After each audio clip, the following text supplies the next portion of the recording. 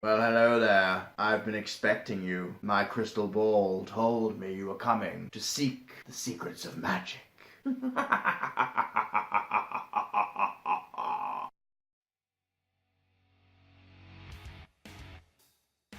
Hey, what's up, fellow travelers? Today, I've got a special one for y'all. Magic, superpowers, demigods, people with abilities. I ask you, who doesn't love a flair of magic? But actually crafting a magical world can be a perilous journey, fraught with plot holes and inconsistencies, just waiting to screw over the unprepared. With this video in your arsenal though, I'll have you navigating that shit like a mythical being yourself, giving your audience oohs and ahs on every page. Unless you want them crying, I guess. But we'll get to that another day. By the end of the video, you'll know the infamous 3 laws as decreed by Archmage Sanderson, and more importantly, how to easily fuse these to your writing process, so that no matter how deep you want to dive, how much of your mystical world you want to portray to your readers, you will never come unstuck. So what do you say? Are you ready to get mystical? So we will get started by going over Sanderson's first law. An author's ability to solve conflict using magic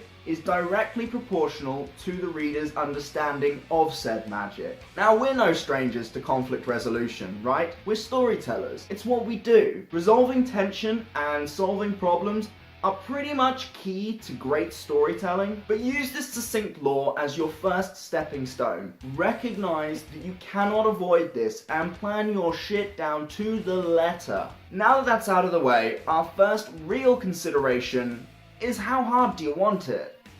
The terms hard and soft magic were coined by the Archmage himself, no surprises there, but don't get too hung up on them. These terms are just about how deep do you want to dive into this magical realm, and how much do you want to show your readers. Soft magic systems typically offer very little explanation behind the magic. They really play on the mystery, even if magic is everywhere. Lord of the Rings is a really great example of this. They never really give you any explanation behind the magic. Gandalf just shows up and, hey, I'm Gandalf the Grey, now I'm Gandalf the White, I have magic, suck it, Balrog!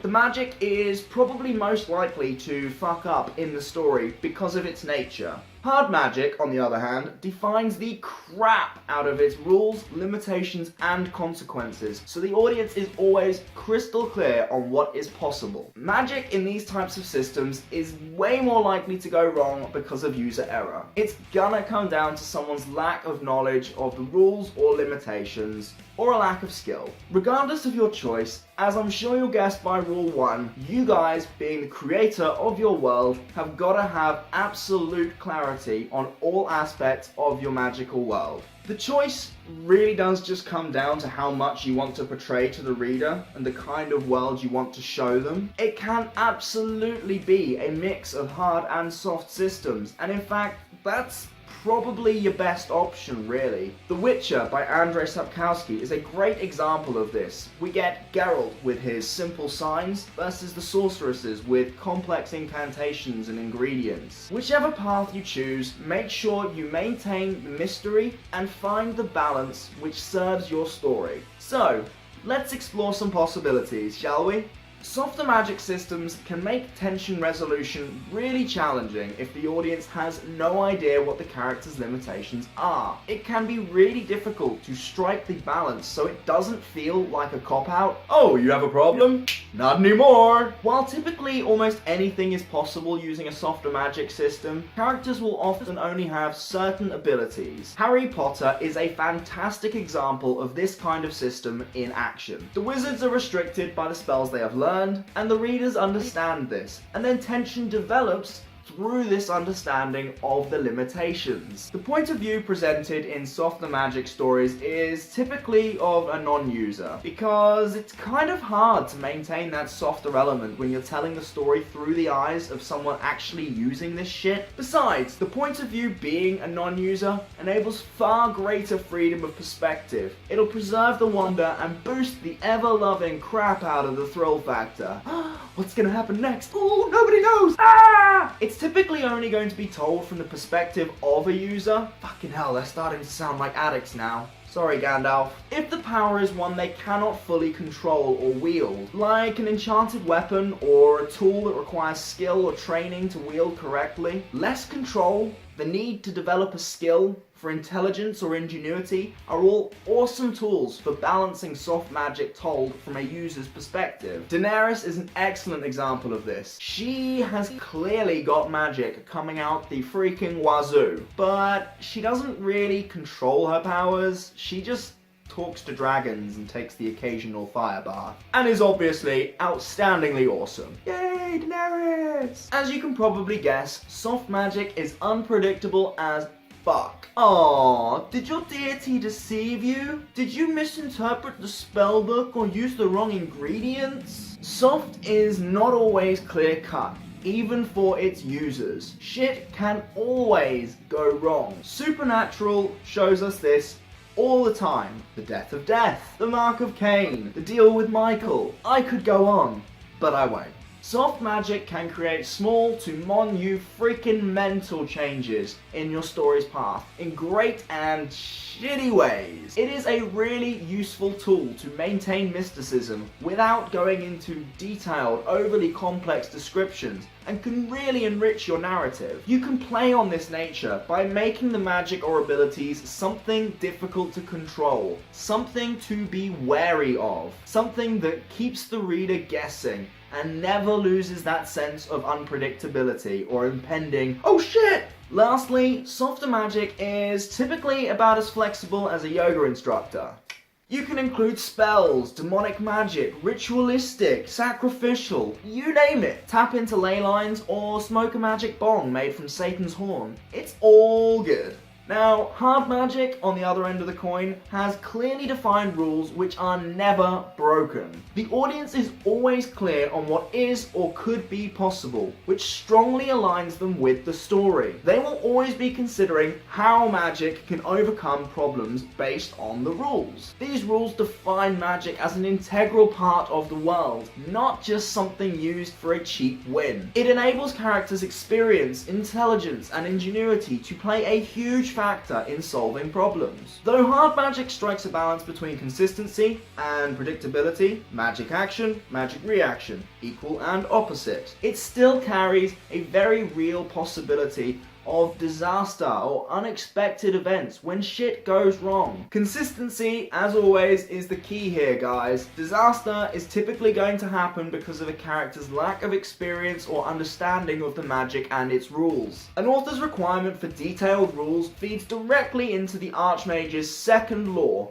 Limitations are more important than powers. Limits are often pretty vaguely defined. Strength, training, mindset, yada yada yada. But I strongly advise you to consider a deeper or more unusual approach to mix things up a bit. Like, think about the environment, the moon and its phases, plant life, minerals like the infamous kryptonite. Now, I'm not saying it has to be some super rare alien material, but you see where I'm going with this, right? Ignoring limits will only open you up to plot holes. If you could read minds, how come you didn't know he was a colossal douchebag? A great way to draw a line in the sand is by having a scene where your characters try and fail to use their powers, or through some shit hot dialogue, which, if you need help with that, there's a link in the description below. Check it out after this video. Okay, now we know our limits, let's talk weaknesses. Kryptonite is one of the most famous out there, and also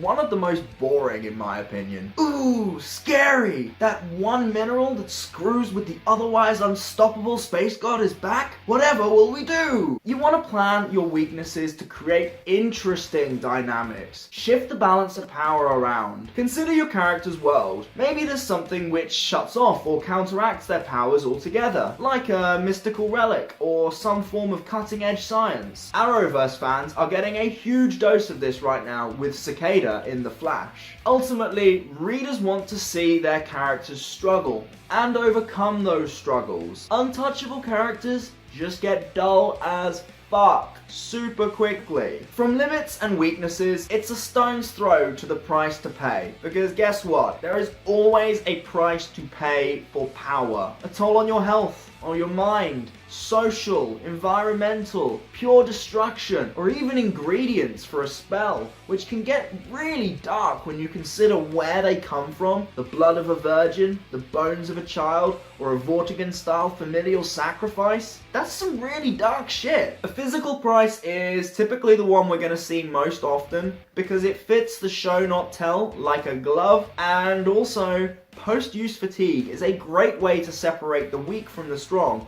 without actually saying, this guy's a badass, this guy's a pussy. Now, depending on where you sit on the hard to soft scale, and again, I really do suggest a balanced blend of the two, you can avoid going too deep into the costs if you play your cards right. Dondarrion in Game of Thrones is a great example of this. We're never quite sure exactly how different he is after each resurrection, but the price he pays is pretty fucking obvious. Ultimately, you've got to explore the fallout of your magic. Don't be afraid to get down and dirty with it. How does it affect the user, those they're close to, physically and emotionally, as well as the entire world around them? If magic is common as muck, are the more destructive or barbaric powers outlawed for the safety of everyone? And what happens when some bald, snake-faced asshole like Voldemort comes along and goes, "Fuck you, Avada Kedavra, bitch"? The price paid doesn't always have to be huge, as long as the limitations are clearly defined.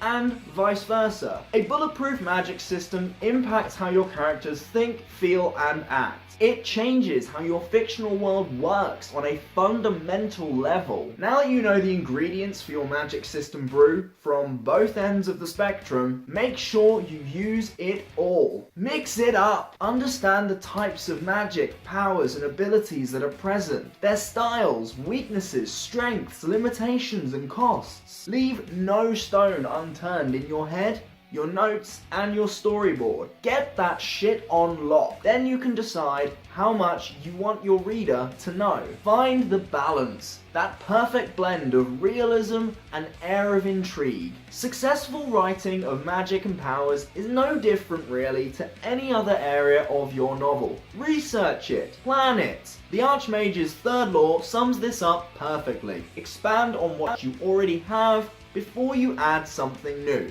Once you've done the legwork, let the narrative, the characters, their dialogue and interactions really explore the magic in detail. And get adventurous with your fallout as well. Races and factions facing extinction because their blood was the key ingredient in some stupidly powerful spell. At the end of the day, if your magic feels easily removed or replaced without impacting the character's journey and challenges, then get your ass back to the drawing board. So let's recap. You know what your characters can do, and more importantly, what they can't do. You know the costs of their powers and how much you want your readers to know. Everything is by design. Awesome. Now it's time to start implementing this shit. As always, show don't tell. Find an opportunity for a demonstration of the power before it becomes critical to the story. Show hints of what your characters can do. There's a character in my novel, The Nightmare's Truth, who sparks intrigue with flecks of fire dancing around his fingertips. But that's all I give until I want you to know more.